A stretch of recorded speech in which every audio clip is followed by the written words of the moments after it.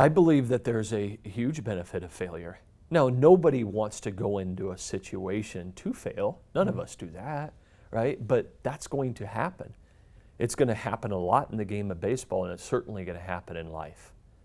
And again, I believe ultimately you're judged on how you handle it when things don't go your way. So it's a great lesson that baseball players, people in sport, can learn through competition of how do I handle disappointment, how do I handle failure. Well, you better get yourself right back in there, and you better pick yourself up and get right back in there and compete. Because if you don't, the game will pass you by. And what an incredible lesson for them to learn for the rest of their life. One of the things I like that you said is what you say when things aren't going well says a lot. Talk a little bit about that. Well, I'm a big believer in how, as a leader, what you say and how you handle situations when things aren't going your way will have the most to do with ultimately you being successful, your team being successful, right? And we've had many experiences with that. You know, we talked about earlier the 2015 team, the 2021 team. How you crisis management as a leader is incredibly important. People choose to do it not the right way, and they're either no longer in business or they're no longer in coaching or whatever it is. Managing it and handling it the right way, taking a deep breath, processing it, looking at everything, and then how I then, as the leader and the head coach, talk to our young men at challenging, difficult times will be crucial in us coming out the right end of it. I'm proud of the relationship that I have with Kevin McMullen, our assistant coach. All of our coaches, you know, Matt Kirby's been with us for 12 years. Coach Mack's been with me for all 18 years.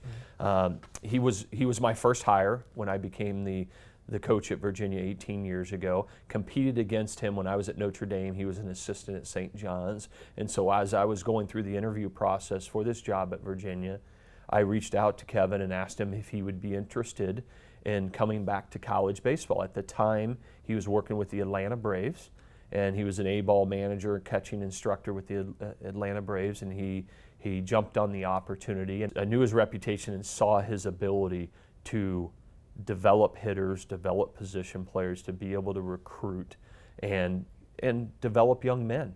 And I just feel so fortunate that he has been right there with me, making decisions on recruits, in-game, out-of-game, decisions about our program, and I think it's been a great marriage and a relationship that's lasted 18 years that has majorly benefited the University of Virginia baseball. The advice that I would offer parents of youth baseball players is, you know, first and foremost, try to get your young player around the best coaching that they can possibly get. That coach can make such a major impact on them, right? And how they talk to them, how they're working them. Are they challenging them to bring out the best? You know, I think that's something that's missed in today's day and age, Greg, is I think young aspiring players, young aspiring athletes, young people, they want to be challenged. They want to be held accountable to a standard, right? And so finding the right people to surround themselves with is number one, is what I would say.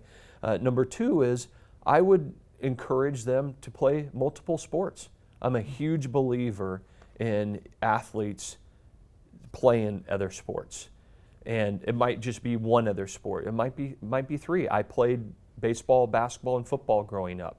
And I feel fortunate to have done that. That's a rarity these days. But I think what they learn from playing another sport is so valuable. The teamwork that it takes, playing to win, right?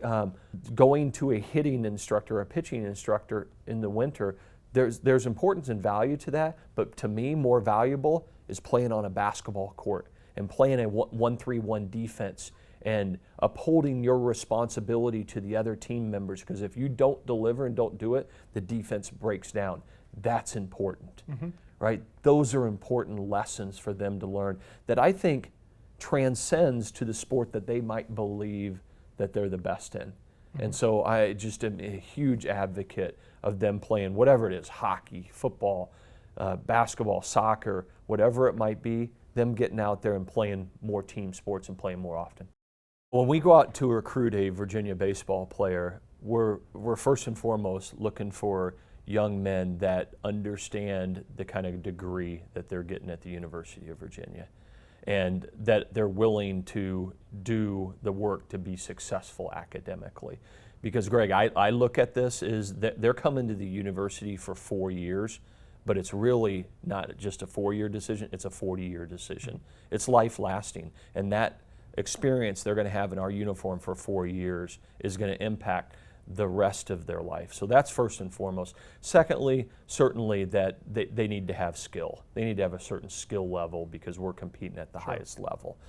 But thirdly, that they must have is they must value that name on the front of their jersey and not the name on the back, right? That they want to be a great teammate, that they want to represent our university with class, and they really, really care about the guys sitting to their right and left. So great teammates, academic engagement, and certainly skill are 3 things that we look for. I think being where your feet are is really, really important.